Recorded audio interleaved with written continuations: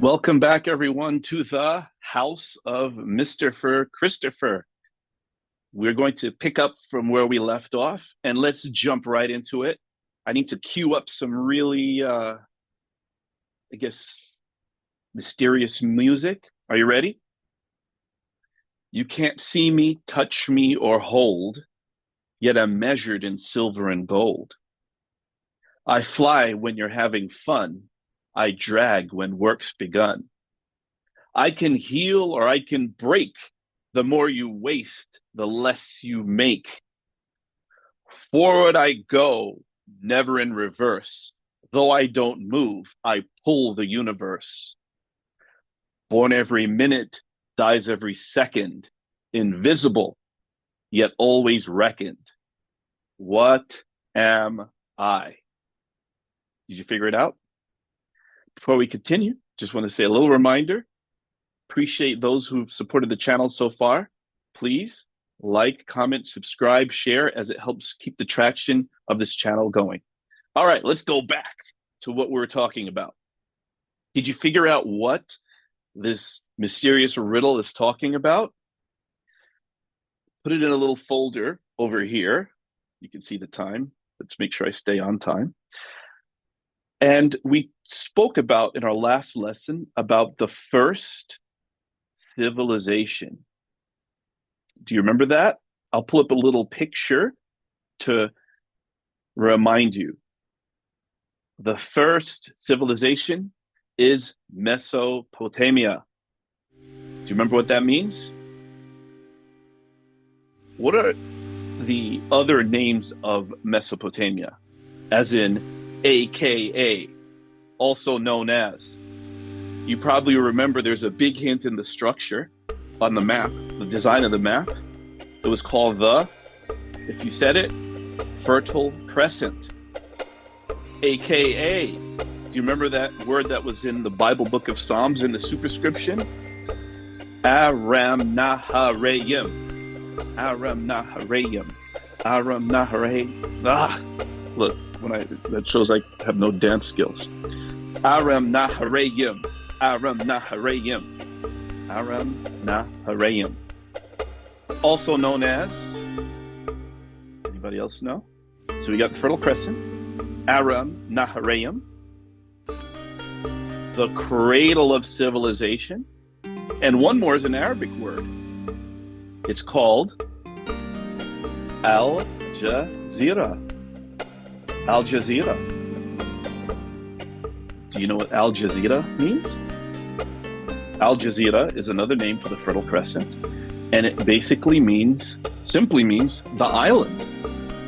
Now, remember, this adult learning pod, 1846, is about making connections. Because when we make connections, we can remember. Have you heard of Al Jazeera before? Of course you have, the news channel. And it also means the island. And if you look up the logo of Al Jazeera, check it out. What is it? It's actually supposed to resemble a water droplet. And it was created via design competition, and it's probably one of the world's most widely recognized brand marks.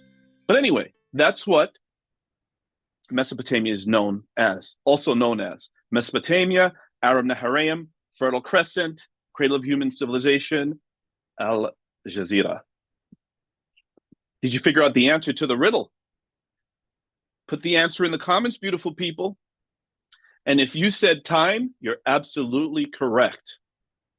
Now, with this Cradle of Civilization, what time period are we looking at?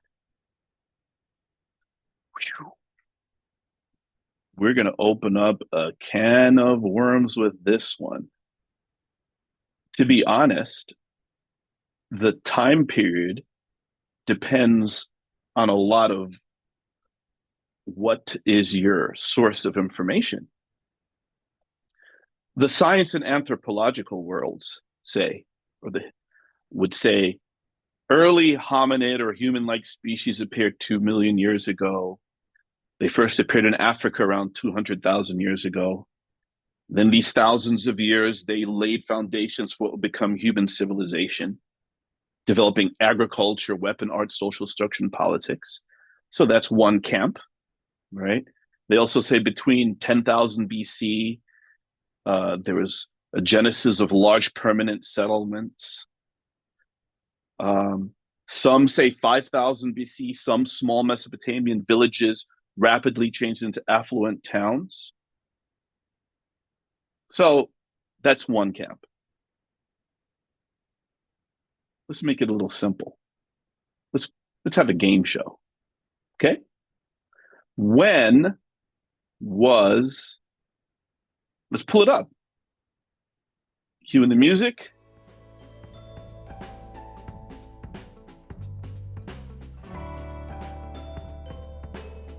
You see it? When was Adam created?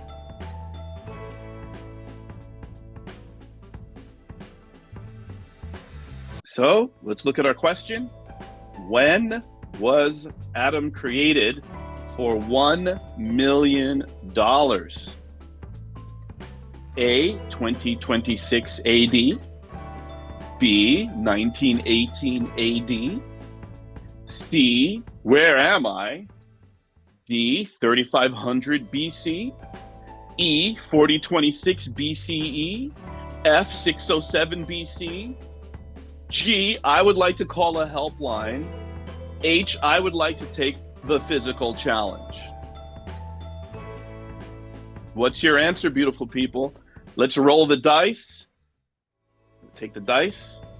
See it? Can you see it, beautiful people? Here we go. I'm going to roll it. Let's see where it lands on.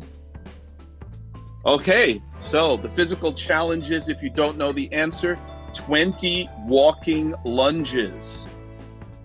And I know a lot of you have trust issues, so let me stop the game show question. And here we go. $1 million. If you can get the answer right, put it in the chat, beautiful people. When was Adam created? I'll pull up one more time. A, B, C, D, E, F, G, H. I'll mail you your reward in the mail. Okay? So if you don't know the answer, I challenge you to make it a little study project if you're a Bible nerd or a religious nerd. So archaeologists, historians, and even Bible scholars may date or will date humanity's arrival at different times. Interestingly, one website mentions that it says, while our ancestors have been around for 6 million years, the modern form of humans only evolved about 200,000 years ago. And then it says civilization as we know it is only about 6,000 years old. Isn't that interesting? One perspective. And what I will do is I'll put the little references in the chat of the YouTube channel, so you can look it up yourself. Okay. So what we have to keep in mind with regards to chronology, human chronology, or the chronology of the Earth, as well as the chronology of human civilizations or humanity, is number one, the Earth's been here for nobody knows how long, billions of years. Bible chronology puts human life on Earth in a much shorter time than those billions of years. But what do we have to keep in mind with regards to chronology? We have to keep in mind with chronology dating, archaeological dating. Okay? So, how do they even date sites and artifacts? National Park Service. I'm sure you could find another reference. I thought this was very interesting. If you find another reference point, that's fine too. But I thought this was interesting from the National Park Service. It says, how do archaeologists date sites and artifacts? So it says they use relative and absolute dating methods. What are relative methods? Relative dating, it says, arranges past events in a sequence in relation to one another. Think earlier than, later than, more recent than, and so forth. So working with time. Now it says absolute dating attempts to pinpoint a discrete known interval in time, such as a day, year, century, or millennia. Very few artifacts recovered from an archaeological site can be absolutely dated. This is a fascinating science. Would you like to go on an archaeological dig one day? Wouldn't that be super cool? So they have a chart here. You can look this up on your spare time. It says method, cross dating. What type? Relative. What is relative dating? What is absolute dating? Can you think, if I give you 3 Mississippis, an example of relative and absolute dating before we scroll down? It says relative dating compares evidence found in one place to other places to determine relative age. The evidence might be within a site, even within stratum, or at different sites. So you're digging, right? And you're looking at the evidence in this stratum, this layer, right? So you're cross-dating. Okay, in this time period, we found this artifact and this artifact, maybe relatively similar age, related artifacts. Okay, here's a dendrochronology. It says absolute, the study of tree ring dating. Isn't that fascinating? Right? It says seasonal conditions affect annual tree growth, causing all trees of the same species within a given geographical region to have the same tree ring pattern. Cross sections of cut or dead trees from a single region are compared, and the tree ring patterns are matched. Isn't that fascinating? There's geologic dating, there's historical records. That's absolute. It says use of precise dates on government records, diaries, newspapers, or other historical records. And I know what everybody's thinking. What are you thinking? Put it in the comments, and I'll tell you if you're thinking what I'm thinking. When I think of historical records, you could work with that. But then, of course, well, I'll let you put in the comments. Isn't this fascinating? We could go on and on. Radiocarbon dating. I'm going to put in the chat a little video from a science website so you can understand what carbon dating is about. Thermoluminescence. This is such an amazing field of study. But what I would like to share with you is a quote from Dr. George Wright. He's an archaeologist. He's a curator, of the Harvard Semitic Museum. He wrote a few amazing books. He gained international reputation for his excavations in the biblical Shechem, ancient Gezer. Listen to his quote. This is what he says. In this area, we can seldom work with certainties. Instead, it is necessary to construct hypotheses which always possess greater or lesser degrees of probability. The truth in them rests upon the archaeologist's ability to interpret and hold together a variety of disparate data. 15. But new information at any moment may make it necessary to change a given hypothesis or cause a scholar to express it somewhat differently. This is from his book, Shechem, the Biography of a Biblical City. That was a lot in a mouthful, right? But to make it simple, could you simplify this thought in one sentence? See if you can do that. What he's saying is, this is a field where you can't be so definitive and dogmatic. You put together a hypothesis, which this means unsure. I wasn't trying to say those blasted numbers, right?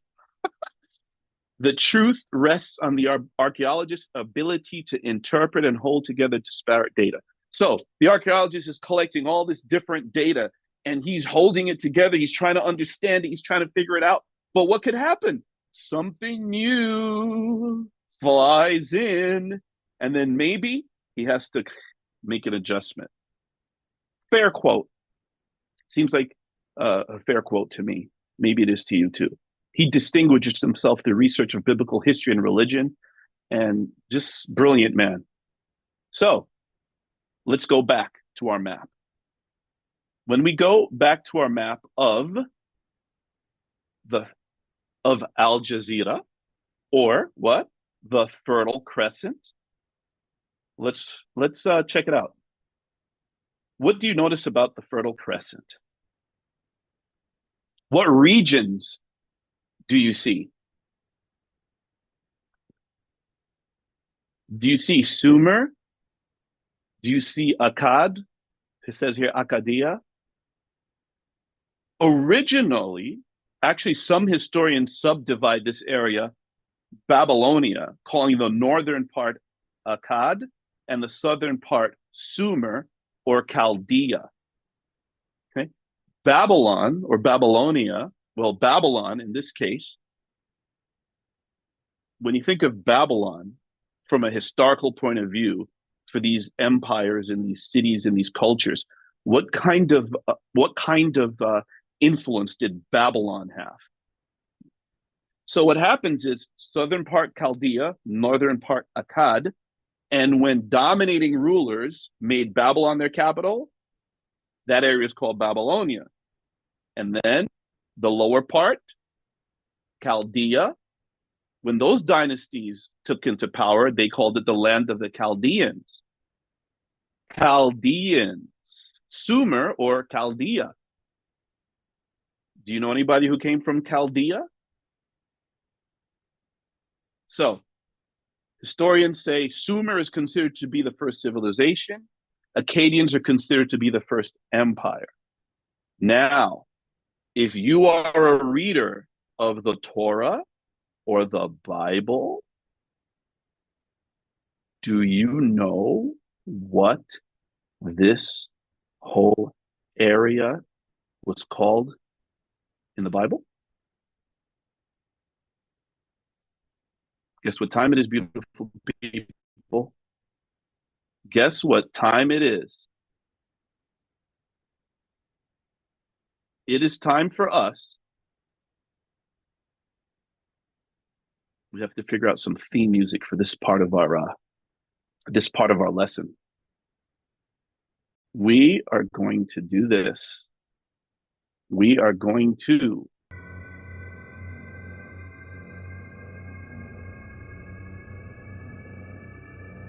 the rabbit hole. Let's go down the rabbit hole.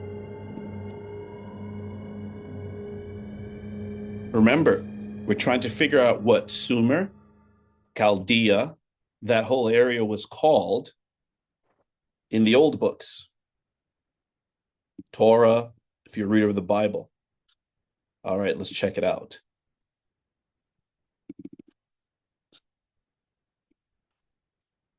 This time we're going to look at a Bible that hundreds of thousands, maybe millions of people use in the Christian faith. The beginning of his kingdom was Babel, Uruk, Akkad, you heard of that, and Calneh in the land of Shinar.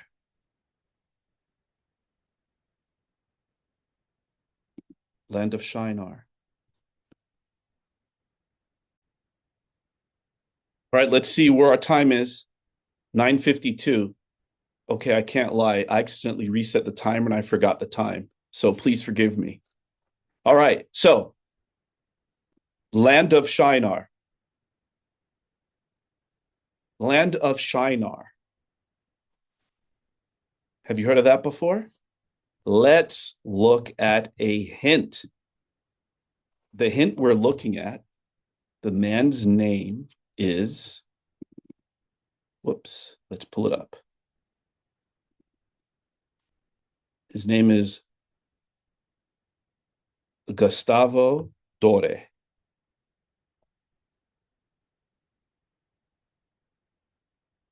Let's pull up the image.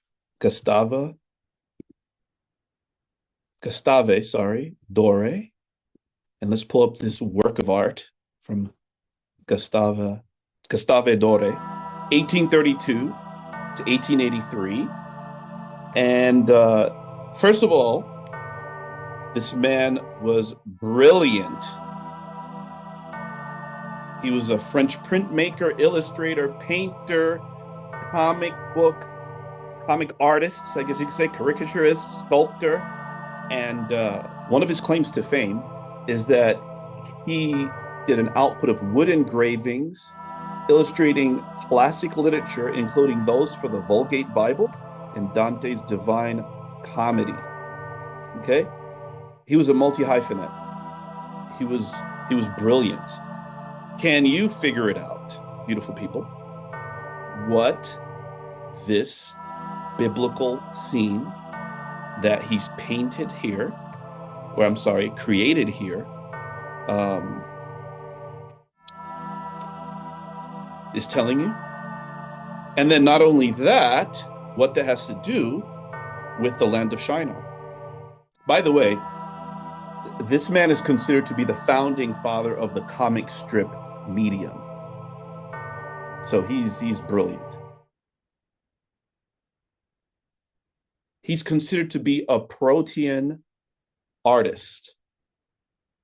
What's that? Like I said, where are we going? We're going down the rabbit hole. So, what is a Protean artist? Let's go back to Gustave Doré. Wait, he's French, right? So my accent was off. I'm so sorry. Please forgive me. Gustave Doré. Okay. I know I'm going to hear it in the comments. All my French friends, I love you. Anyway, so this is another Gustave Doré work. And what was the question? What is a Protean artist? What do you see here? See a beautiful woman. It looks like what? A creature that's like half man, half something. Kind of, ooh. So, story time. In Greek mythology, Proteus is a sea deity under the dominion of Poseidon. Who is Poseidon? If you said the god of the sea, you're correct. He's described as an ancient and wise old man. He dwells on the island of Pharos or Carpathos, and his job is he tends to the seals and other sea creatures. What is Protheus's primary attribute? Protheus can tell the future and answer any question posed to him. However, to gain this knowledge, it's no simple task. First, you have to capture him. Okay? Then, of course, after you capture him, he's going to attempt to escape. How does he attempt to escape? By transforming himself into various forms, animals, elements, or even mythical creatures.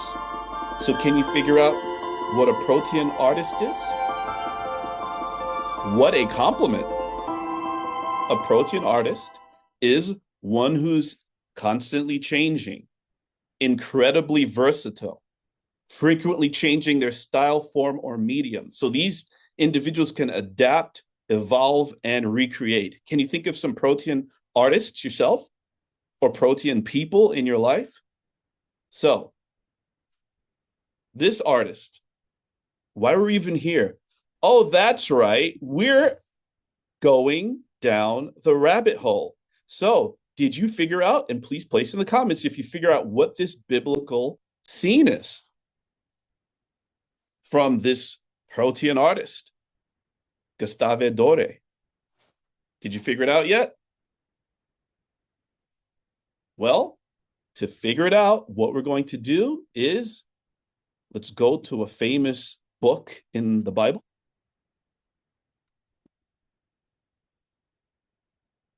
And this is the individual who we're trying to figure out who he is. Story time.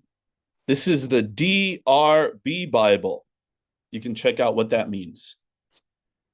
What does it say? Story time.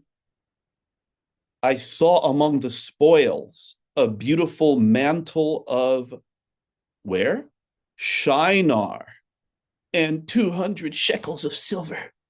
in a gold bar of 50 shekels weight, and I coveted them and took them. And behold, they are hid in the earth in the midst of my tent, and the silver under it. So why are we looking at that picture? Did you figure out who that individual was? His name was Achan. He was one of the villains in the Bible. But why did we focus on this? What did he see? He saw a garment from Shinar, right? And what kind of garment was it? He said, a beautiful mantle of Shinar. So if there's this beautiful mantle of Shinar, and he coveted it along with the gold, the silver, something's going on in Shinar, right? So that is what that region of the world is called in the Bible, the land of Shinar. How long did it stay that way? Well, you can do your own personal research. Daniel chapter 1, verse 2. You could figure out what year that was written, and it's still being called at that time the land of Shinar. Pretty cool, right? Let's look at another little image. We're going to look at a map of ancient Near East. It's a little more detailed map, ancient Near East. You see Mesopotamia, aka Al Jazeera, aka Fertile Crescent, aka Aram Naharaim, aka Land of Shinar, aka there's going to be a test at the end of the class. Anyway, so remember we talked about the area being called Sumer. The people are the Sumerians. Their language became the prevailing language of the territory. And what's interesting is this is a Britannica guide. This is so super cool. Let me pull this up for you beautiful people. It's called the Britannica Guide of Ancient Civilizations, Mesopotamia, the world's earliest civilization. And we're going to go to page 41. And I'll put these references so you can look it up yourself.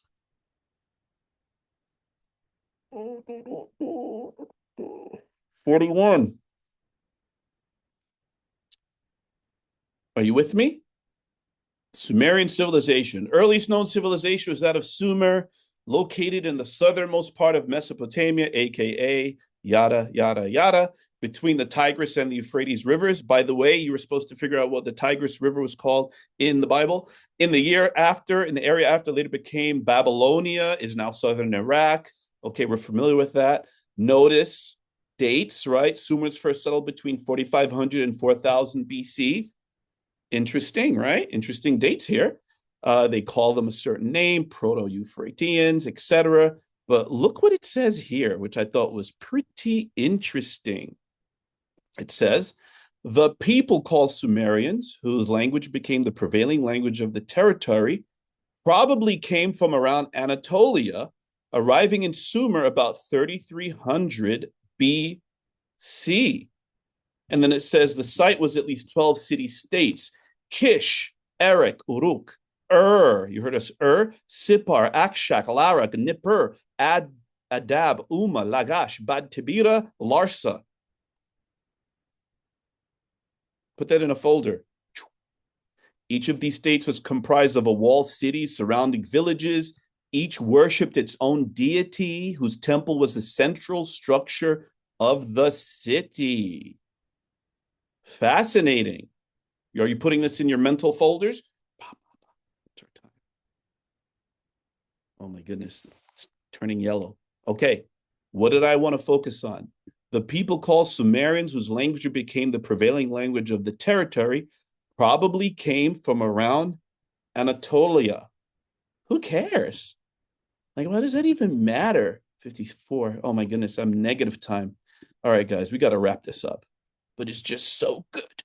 We got to keep moving. All right, so let's look at our map of ancient Near East. Ancient Near East. Let's look at it. Ancient Near East, ancient Near East. All right. Do you see where Anatolia is? Let's get our annotation to annotate Anatolia. All right, I got my arrow. Do you see where it's pointing? Plateau of Anatolia. Anatolia is what is it called today? This area. It's called Turkey. Got it? Turkey. People used to call it Turkey, but it's called Turkey properly, right? So the plateau, where'd my arrow go? The plateau of Anatolia, right? My goodness, where'd my... Okay, we'll do the red dot. It says they migrated to Mesopotamia, right? From Anatolia, right? It says they probably came from around Anatolia. So Anatolia is here. Mesopotamia is here. Did you see some of those cities? Larsa, Lagash, Uruk, Babylon, Ashur. It mentioned them. Nippur, Akshak, Erek, or Uruk, Kish. You see some of those cities here. Now, why is this so fascinating? The plateau of Anatolia, and it says they probably came from here, arriving to Sumer, Mesopotamia, Aram Naharaim, all those areas. All right. Where are we? We're going down the rabbit hole. Let's go. Let's go back to the Pentateuch. You can look up what the Pentateuch means, but you'll figure it out in 2 seconds.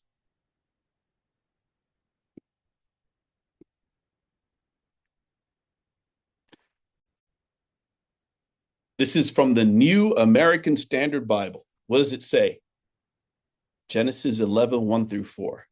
Now, all the earth used the same language and the same words, and it came about as they journeyed east that they found a plain in the land of Shinar and settled there. Then they said to one another, "Come, let's make bricks and fire them thoroughly." By the way, story time. And they used brick for stone and tar for mortar. And they said, "Come, let's build ourselves a city and a tower whose top will reach into heaven. And let's make a name for ourselves. Otherwise, we will be scattered abroad over the face of all the earth." Are you making a connection here, beautiful people? Do you remember in our last class what we talked about? Mayan, Aztec, cultures from all the world. Remember that giant that they talked about in South America that built a big tower? So that legend that are in all these different cultures, the actual account is in the Torah, the Pentateuch, the Bible. And what does it say? All the earth used the same language, same words. And what do they journey? They journeyed east. And they found a plain in the land of Shinar. Now, do you remember what the reference said in the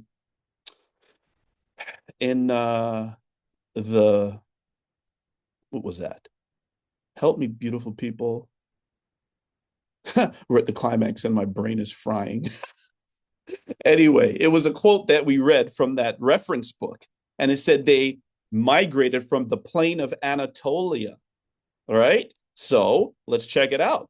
Let's go back. The biblical account says they traveled east to the land of Shinar. So let's go to the map because we're down the rabbit hole. Here's the plateau of Anatolia. You see it? The plateau of Anatolia, right? And it says they migrated east. East is which way? This way. And it says they ended up in the land of Shinar, which is Mesopotamia, aka Aram Naharaim, etc. And what's so cool about this? It says, come, let us build a what? A tower to make a celebrated name for ourselves. What is in Anatolia? Well, if you're a Bible nerd, you could do the research. You could read the whole account, Genesis 9 and 10, and something landed that's located Armenia-Turkey border on a set of mountains.